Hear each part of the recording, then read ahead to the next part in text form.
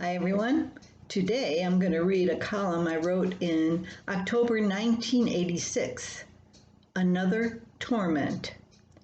Stop it! Go away! Enough already! I've had enough!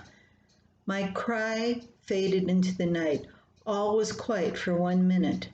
Then two, and then there it was again, that sound that was driving me crazy. Squeak, squeak, squeak. We had a mouse. We had a mouse that had taken up residence in the ceiling over our bedroom.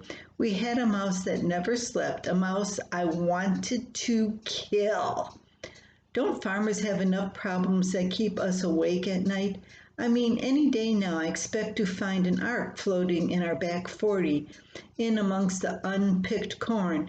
And then there's the hours spent worrying what our federal government will do to us next. Not to mention the button that could be pushed that would make our imperfect world go poof. It's a wonder we can ever close our eyes at all. One thing a mouse in a farmhouse can do is to put all other problems into the background.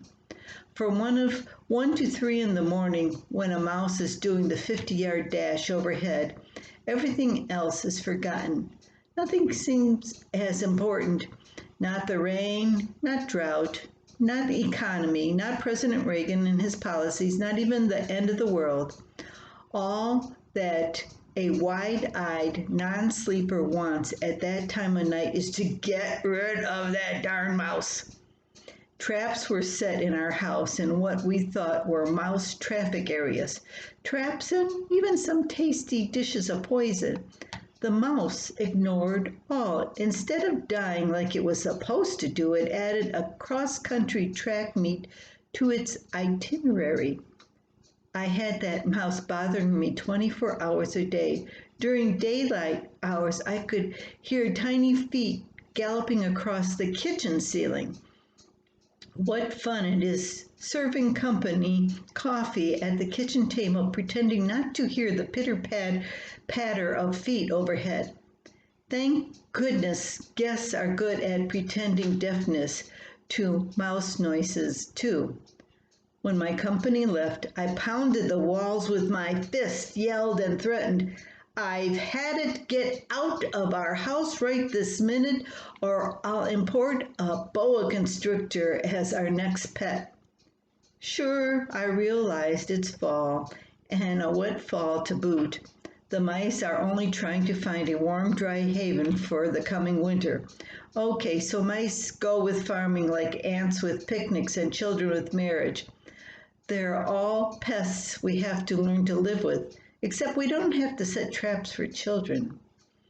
I'll try to use reason when that mouse runs overhead.